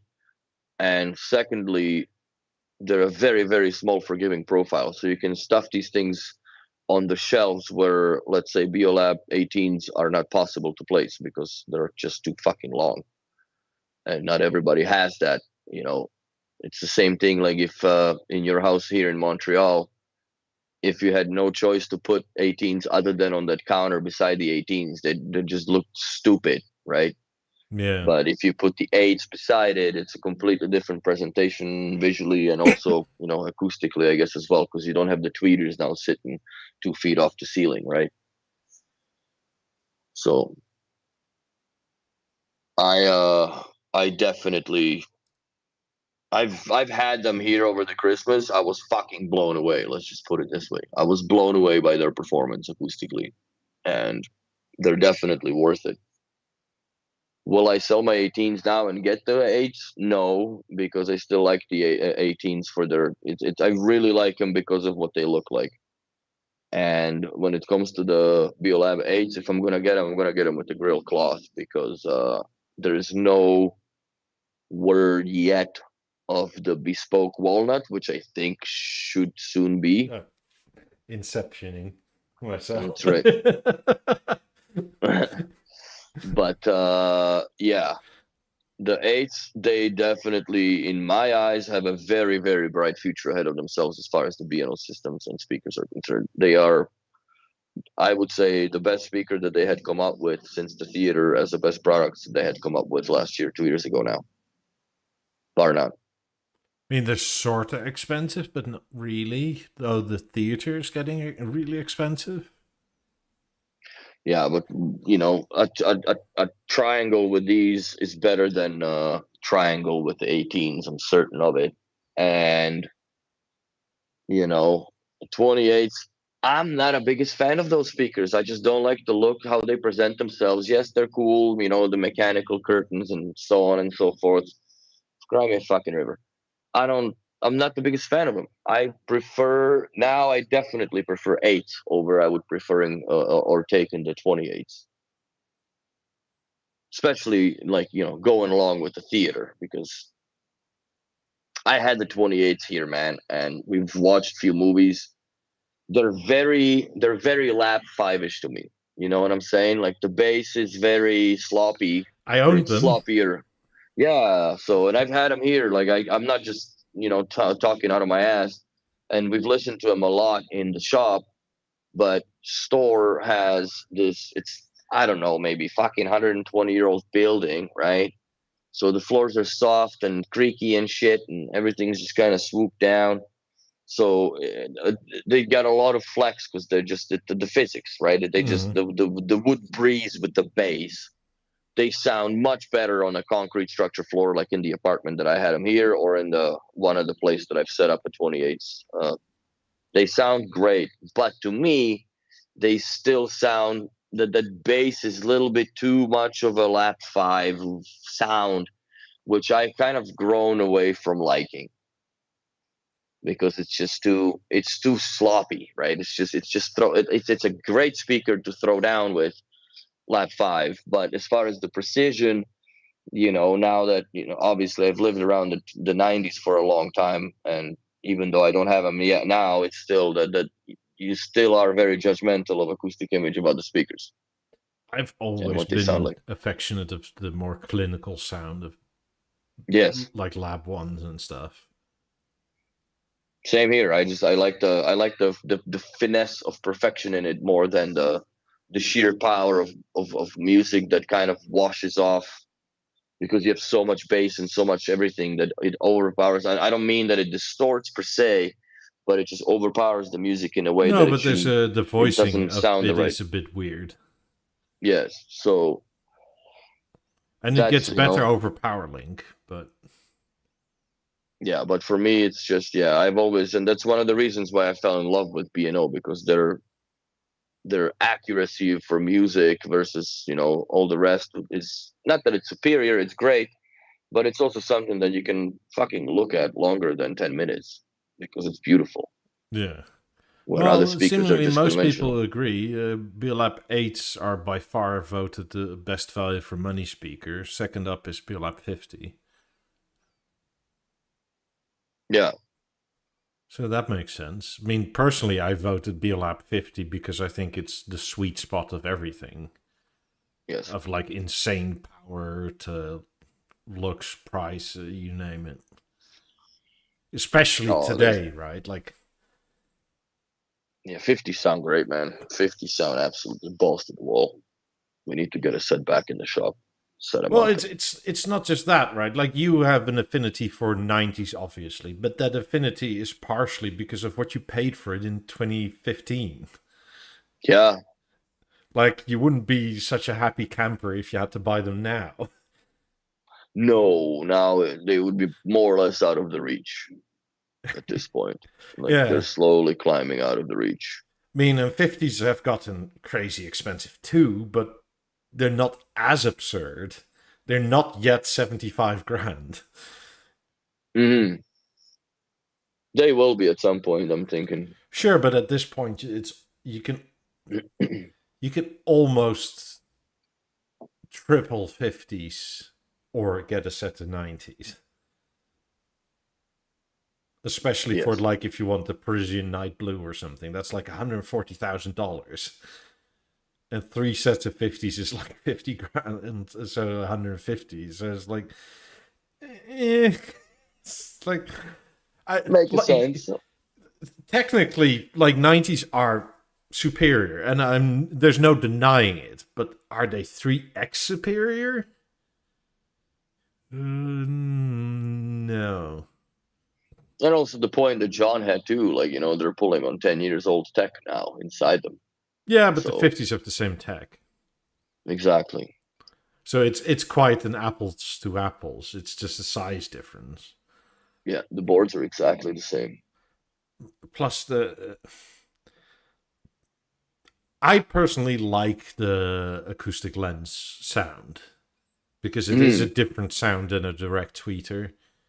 And Yes. also the Omni mode is 90% of the time for all customers useless. Like it's a thing, it's a party trick, but like I don't know of many houses where the 90s will be freestanding. Even in the Alicia Keys house, right? They're not freestanding. They have a No. wall right there. Yes. It's a nice byproduct, like the Omni sound, but I use them in the other apartment. I use the back walls of the speaker to project music through the windows and the balcony door outside. Yeah, but how When many I was 90s owners live in an apartment that's small where that's possible? fair enough, right? There is no I mean, you not were on many the 90s were extreme hooked up. other end. Not many 90s were ever hooked up to a 32-inch V1, other than I Yeah. guess the ones in Jeff Martin's office. I mean, you had to go on a diet to live with 90s in an apartment that size. It's Yeah, like, they ooh, get big. I need to eat some more tofu. Because it's like. So you program the TV to move out of the way on the balcony so you don't I mean, things you also do for yourself.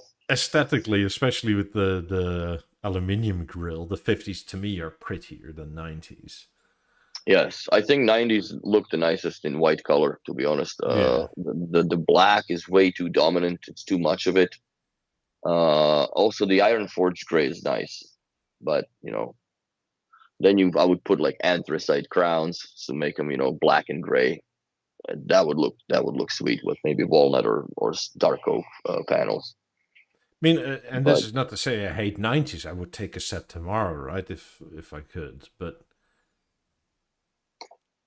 it's sort of like besides the look, there's the actual size. They're like 75 centimeters wide, which is enormous.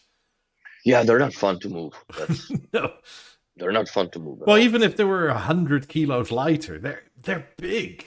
Like they're wide. They're like 75 centimeters by 72 centimeters. Like that's enormous. Plus, there's not many places to grab these fucking things too, which Yeah. is also a little bit of a downer. So it's, I don't know. I still don't mind them at all. I just, I miss them. I really miss my speakers. I have to say, it breaks my heart every day that they're in the fucking storage locker. But then again, if I had them here, man, oh my lord. like I wouldn't advise them if you're some sort of expat that has to move every 3 to 5 years. No, hopefully I'm not that. Well, I've been here now for a year and a half. Fudge. I could have just taken them out of the storage had I known that they fucked up my file, Yeah. and I'm gonna be here for another year. So So I mean, if you can move around with 50s a lot easier than you can with 90s. I wouldn't advise it either. I would almost say like get more 8s, right? Like get your Yeah. 7.2.4 and do 6 and 4 8s, just like 6 8s, 4 8s. No, 8s are, man. I'm drooling over them for sure. I'm gonna get the set. I'm probably gonna do them here this year for sure. I want them. I mean, I might. I don't know. I'm thinking like, should I sell the Lab 11 on eBay? Will I need it with the 8s at the back? no, you won't. But maybe I do need it at the back. You know. You won't. If you find You you never really know. need it, I can sell you my 19. Fuck. Yeah, that's too much though, then, bro. Just put it in the bathroom or something. Fuck. I need some. That's a lot. But I don't know. I'll figure it out. I'm sure I'll figure it out. I'm definitely hell bent on those 19 on those BioLab 8s. They are, man. I just don't know how much they're gonna charge for those goofy walnut grills when they come available. It's gonna be like another $2,500 purchase on top of it. Yeah, probably. Because I don't see them being less than $1,250 per side or per grill, right? That is kind of crazy. Excessive. It's very excessive. There's no way that the manufacturing cost is, let's say $600 for that. If so, they double their money. No way. Steve will have to adjust his calculation process versus 17 in the core a bit.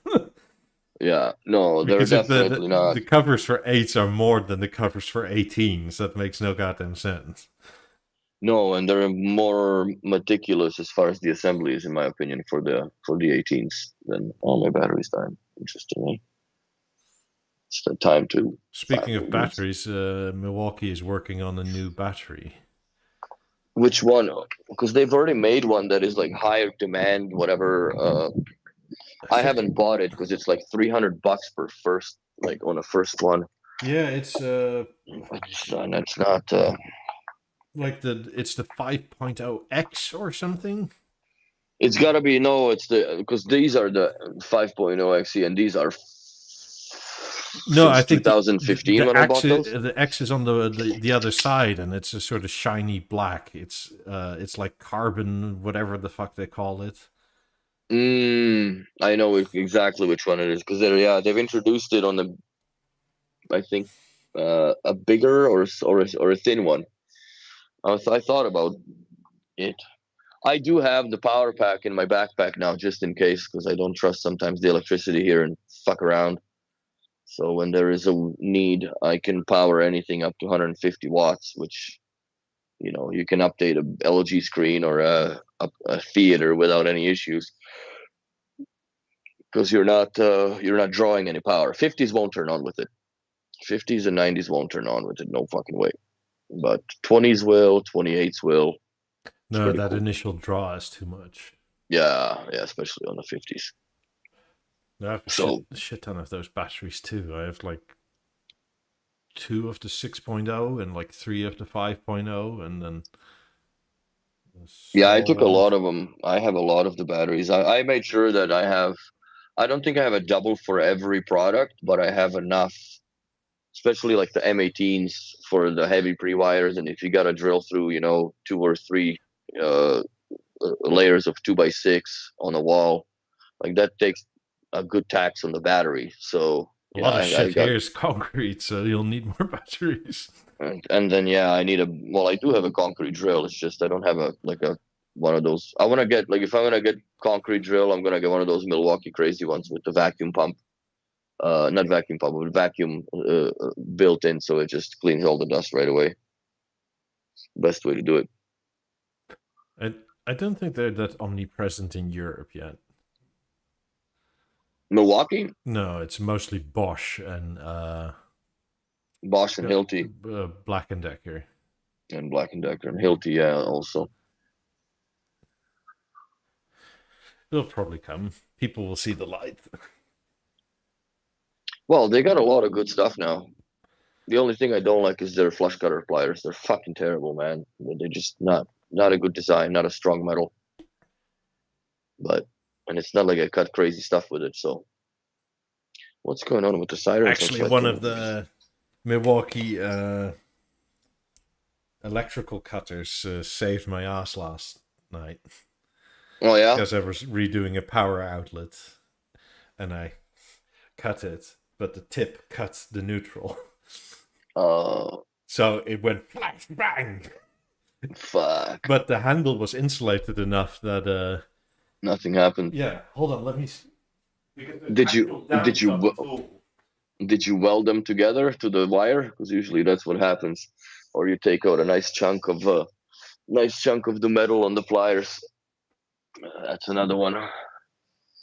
Yeah, I've done my share of the freaking cutting live wire accidentally. Oh yeah, that took a nice one. Yeah, I have the same set of pliers. So like one of these top tips cut the neutral while this was in the hot, and the power was apparently still on it. Fucking whack. Yeah, so yeah, like... that thing is no good anymore. But the handle was insulated enough that it's fine. Yeah. Well, you didn't get popped, but it definitely no, the breaker did go. Fortunately, but it was one of these like flash bangs. It was instantly dark in the room, but it was light because of the... Oh yeah, dude, I know, I've been there. BeoTalk, has anyone else heard about the new massive price increase again? Rumor says up to 20% here in Norway from February. I haven't heard anything on I know that the BeoPlay stuff is gonna be severely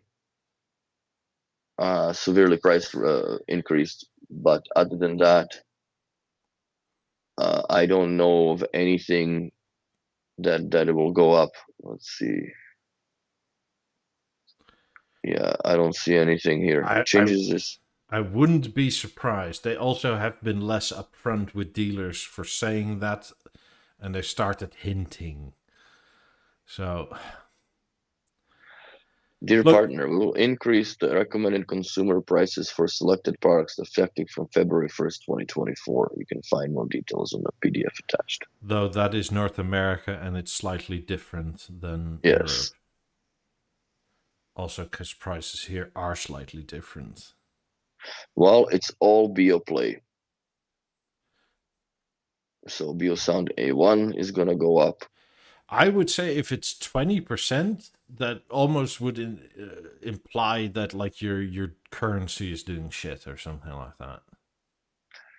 BeoSound Explorer is the most increased one. It's gonna go from $259 to $349, so 35% upgrade, increase in price. Willie, did the package with the Avant transport legs show up? Yes, sir, it did. Thank you very much, and thank you for the gift inside as well. Much appreciated. Very much appreciated. That's a good-looking 75 on the wall. Fuck, A9 quadrat cover, $170 now, $249. 46% increase.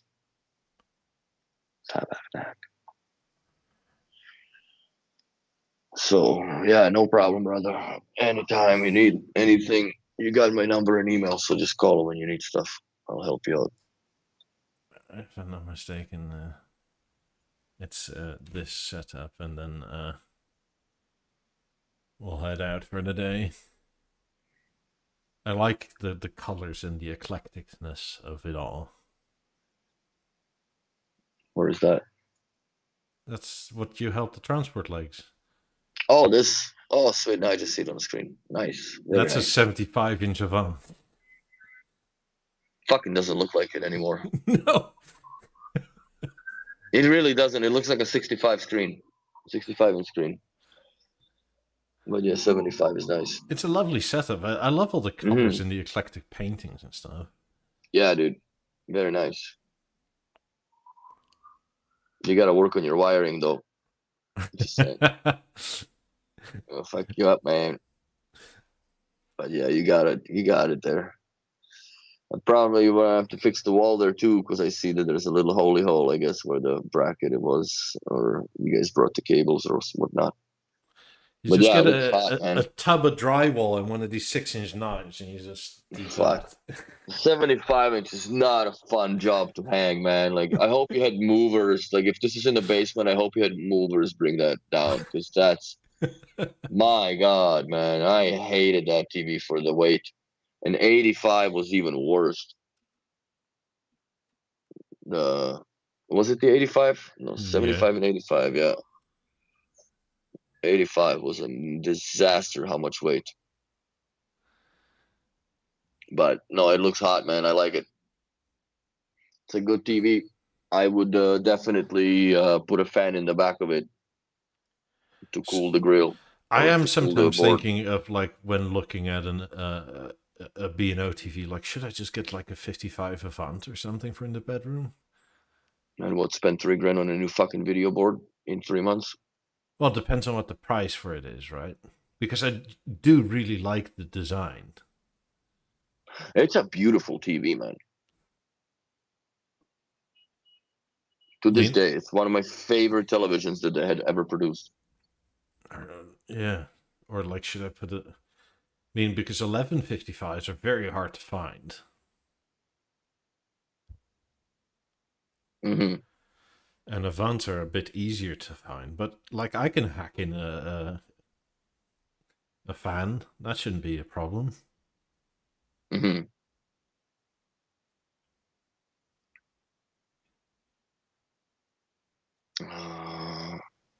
Is the quadrat upholstery same cloth as the cloth on the quadrat on the speakers? Yes and no. Depends on the weave. It's same quadrat, but it's like there's different weaves. There's like a little more fuzzy weave on the balance versus like level or theater. Uh, and there's different thickness, I guess, of Quadrat the is a weave. brand name, and they Yeah, make several types of yeah, things. yeah. So But Quadrat is the company that makes the fabrics for B&O or yeah, they those make fabrics. kind of So thin weave, thick weave, and then the sort of thicker weave with all the hairy stuff sticking up. And yeah, yeah. So there's multiples that they do, and I think the smooth fabric, like for let's say shape tiles and whatnot, I think that's still and all the smooth grills. That's all I think produced still in Poland, where they've been Poland has been making grills for B&O for at least past decade and a half, from what I remember. pierogi. So pierogies, bro. There you go. On that So note, I'm gonna call it for today. I'm gonna end this poll. Apparently, it's more or less 50-50 split between 8s and 50s for best speaker. So good job, B&O. Maybe don't raise the price of 90s anymore. no, I think they capped them off, or they it's too much. Yeah. Anyway, thank Anyway, you all for watching. yeah, leave a Have like. a good day. Like, subscribe. See you next week. Bye, everybody. Bye.